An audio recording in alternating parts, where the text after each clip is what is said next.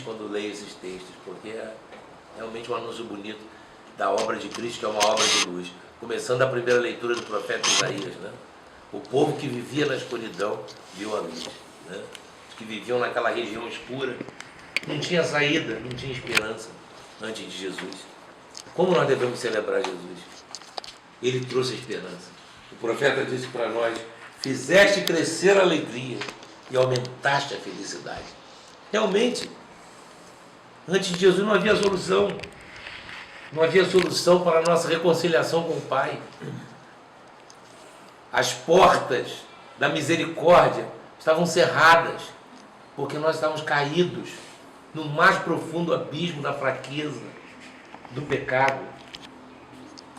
Antes de Jesus, não havia solução para a morte. A morte era só desespero. Hoje, a morte é uma porta que nos leva para a verdadeira vida. Fizeste crescer a alegria, aumentaste a felicidade. Que bonito.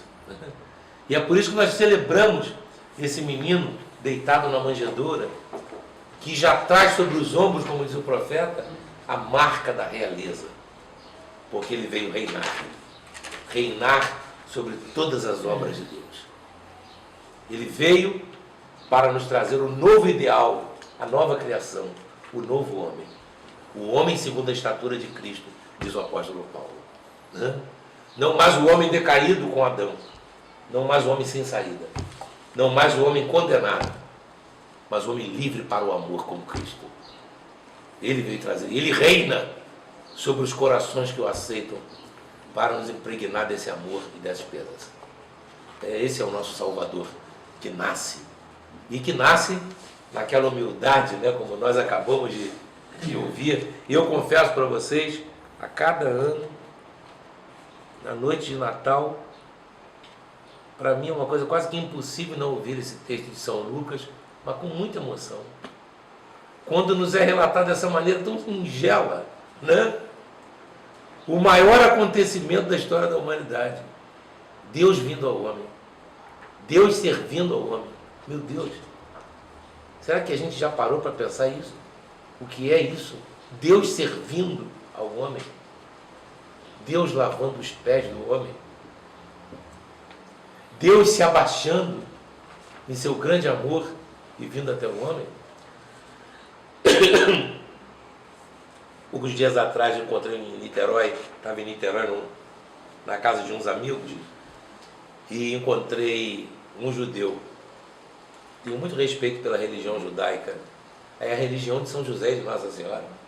É a religião da Bíblia, do Antigo Testamento. Né? Nós todos devemos...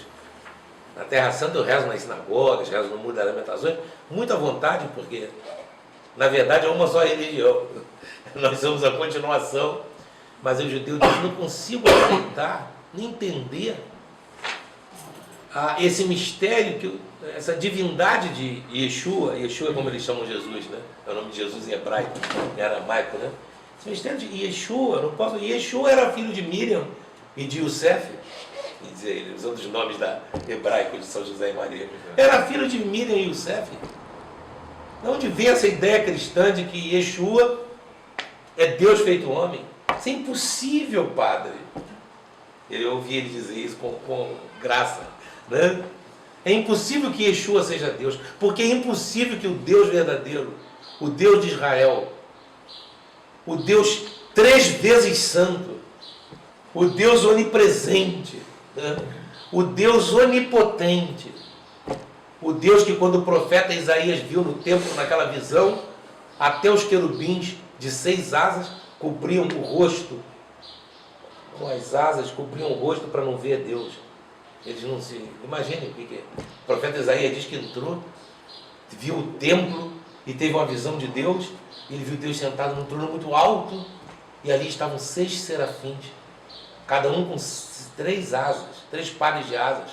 Com 2 cobriam o rosto, com 2 cobriam o corpo, e com 2 voavam. Isaías ficou admirado e viu os gonzos das portas e os batentes tremendo diante da grandeza, né, da majestade de Deus. E Isaías disse: o que vai acontecer comigo, Senhor?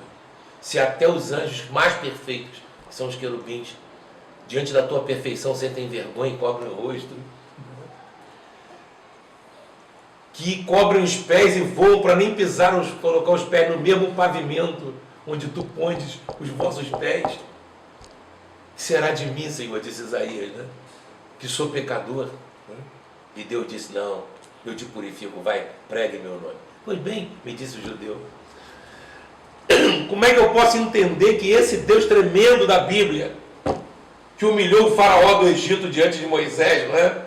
Que enviou 10 pragas, que levantou seu braço, que ameaçou, libertou seu povo com braço estendido e mão poderosa, humilhou os deuses do Egito e expulsou diante de Israel tantas nações que abriu o mar para que o povo dele passasse. Como é que eu posso aceitar, Padre, que esse Deus tão transcendente, tão terrivelmente glorioso,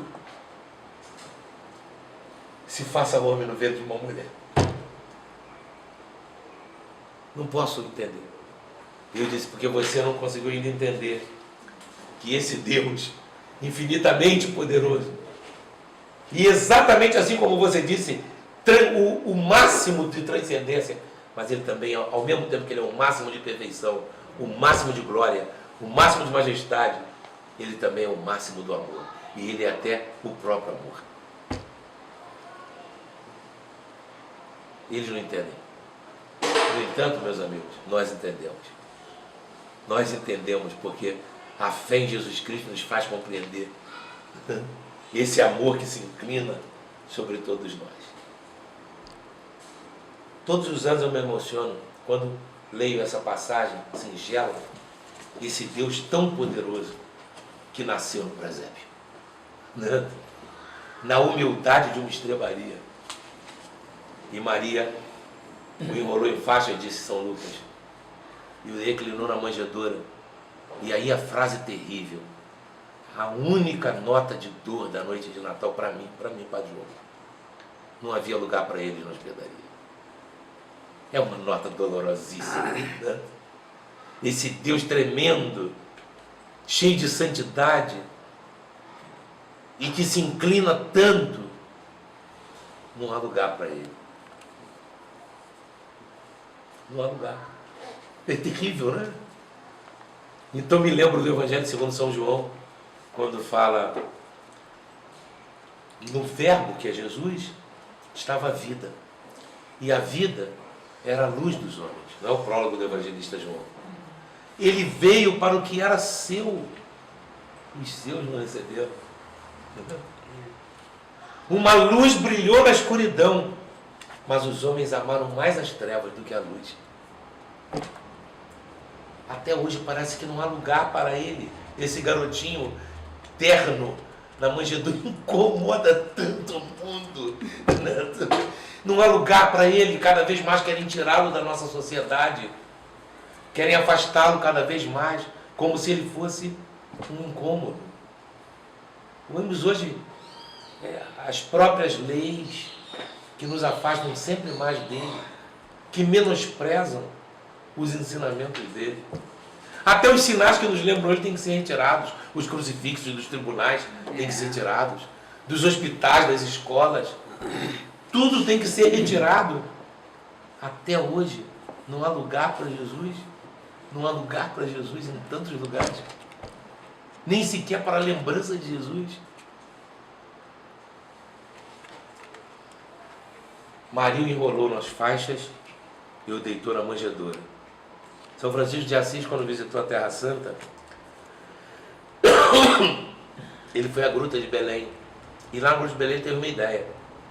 Quando ele voltou para a Itália, na noite de Natal, 24 de dezembro de 1224, na cidade de Greccio, vizinha de Assis, ele teve uma ideia. Ele mandou montar uma estrebaria, e ali ele mandou trazer a vaca, o burro, cordeiros, e vestiu as pessoas como naquele tempo, e foi o primeiro presépio, um presépio vivo. E nessa noite, São Francisco, que era diácono, ele não era padre, ele era diácono, cantou esse evangelho, que nós acabamos de ouvir. E foi ele também que fez a homilia. Dizem que foi uma linda homilia. E durante a sua homilia, os fiéis que estavam presentes viram um raio de luz e viram nos braços de Francisco o menino Jesus, né? Que miraculosamente apareceu, né? Nos seus braços, né? São Francisco inventou o presépio. E hoje nós armamos o nosso... Maria enrolou nas faixas e o deitou na manjedoura. São Francisco de Assis, quando visitou a Terra Santa, ele foi à Gruta de Belém. E lá na Gruta de Belém ele teve uma ideia.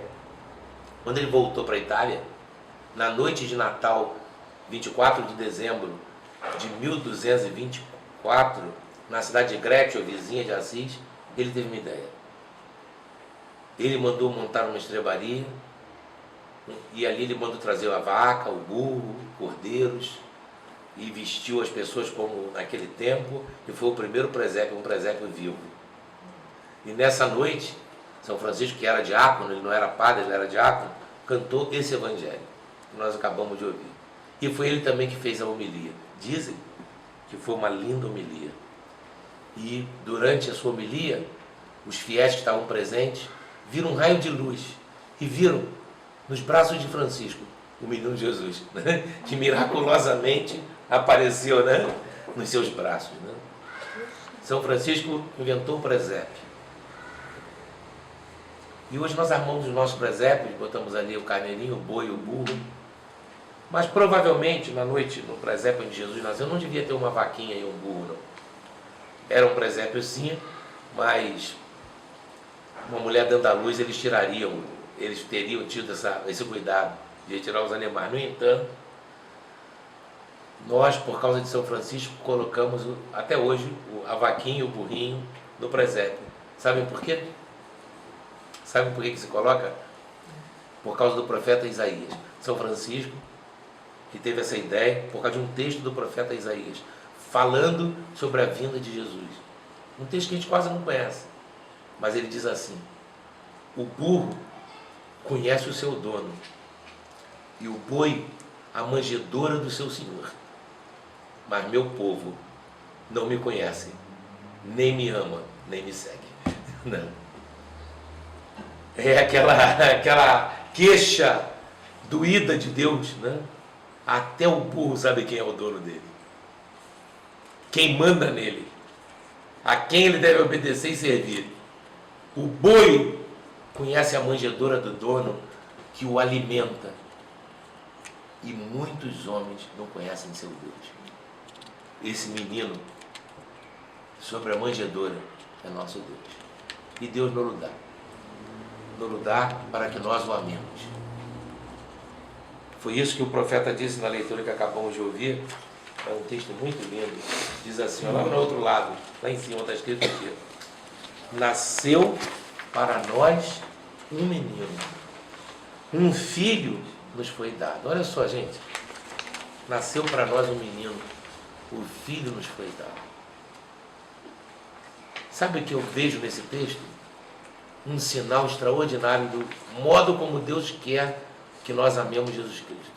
Um filho nos foi dado. Vocês todos aqui são pais. Não há amor mais forte na terra do que o amor dos pais e dos filhos. O que une o pai e a mãe e o filho é algo de tão tremendo, nada desfaz aquele amor, nem a morte, como vocês bem sabem. Nem sequer a morte é capaz de romper esse amor. É poderoso o amor dos que geram pelo que é gerado. Poderoso. E no entanto Deus nos disse: um filho nos foi dado. Deus nos deu o seu filho. Deus nos deu o seu filho. Por que Deus nos deu o seu filho? Para que nós o amemos e sejamos capazes de fazer por esse filho que Deus deu para nós o que somos capazes de fazer pelos nossos próprios filhos. Deus quer que Jesus seja amado com essa paixão com que vocês amam seus filhos. Deus quer que Jesus seja amado com toda aquela disposição tremenda de fazer, mover o céu e a terra por um filho, como vocês sabem e fazem. Deus quer que nós amemos Jesus com esse mesmo amor de ciúmes, de paixão, né? De entrega, de não ter reservas para Ele, de ter coragem de ir ao encontro dEle como um filho pelo qual eu dou a vida, eu me molo, eu faço tudo. Porque esse amor por nosso Senhor é que nos salvará. Esse amor por nosso Senhor é que nos salvará. Esse amor por nosso Senhor é que nos fará encontrar felicidade e paz. Ontem de manhã eu fui visitar uma amiga minha em Rio Bonito. Eu já vou terminar. Uma amiga muito querida, mais jovem do que eu, casou com um grande amigo meu também, que estou comigo, Zep. E eles tiveram 3 filhos, o filho mais velho é autista. E agora eles estão com um problema lá, eu fui lá ajudá-los. E ela estava me revelando, e eu estava vendo o desvelo dela e dele pelo filho autista. O desvelo. É um bebê para sempre. É um bebê com 20 e tantos anos. Sai pelado na rua, vai o pai e a mãe cobrir, aqui tem que cuidar o tempo inteiro e vai não sei o quê. E a alegria, o desvio impressionante, né? E ela me disse, Verônica, Pai João, o maior presente da minha vida foi meu filho Marcos, o autista. O maior dom que Deus me deu. Ele me ensinou a não ser egoísta. Ele me ensinou a amar. Se não fosse ele, o que seria de mim? Talvez nós nem tivéssemos casados mais. O egoísmo teria nos vencido. Mas o amor que nós dois precisamos juntos dar para ele, nos fez crescer também. No amor. Isso foi Jesus Cristo que me ensinou. Deus quer que nós o amemos porque Ele é capaz de nos trazer surpresas onde quem não tem fé só encontra dor. Ele é capaz de nos trazer surpresas. Deus quer que nós o amemos como um filho. Que sejamos capazes de fazer por Jesus as mesmas loucuras que somos capazes de fazer pelos filhos. É assim que Deus quer que nós o amemos, meus amigos. Que nós o amemos de coração e que o conheçamos e que o façamos conhecer. O burro conhece seu dono. O boi conhece a manjedoura do seu senhor. Só os homens não querem conhecer Deus. E não querem encontrar nele a paz e a alegria que Ele quer nos oferecer, passando por essas dores da vida e pelas alegrias e aumentando a nossa paz. Esse é o milagre do Natal. Esse é o mistério do Natal. Amar esse menino. Amar esse menino. Se tornar um servo desse menino que também é servo de todos nós. Que veio para servir. Tomara que nesse Natal nós consigamos realmente fazer profundamente essa revisão do nosso amor a Jesus Cristo. Porque é o amor que move a vontade. Nada mais, meus amigos, meus queridos irmãos, nada mais. É só o amor que move a vontade. Nada mais. Se você o ama, vai querê-lo e vai querer praticar os seus ensinamentos. É o amor que move tudo. E Deus quer que nós o amemos, que nós nos ajoelhemos humildemente com Nossa Senhora ao lado da manjedoura nesse Natal, né? Que nós o adoremos como São José, naquele grande e fiel silêncio, né? Que nós comprometamos a nossa vida com Ele, que nós o tragamos para esse mundo ferido, sem fé, sem esperança, começando de nós mesmos, começando da nossa casa, da nossa equipe, dos nossos compromissos com a igreja, com o trabalho, com a comunidade, com a sociedade. Deus quer. Nós precisamos trazê-lo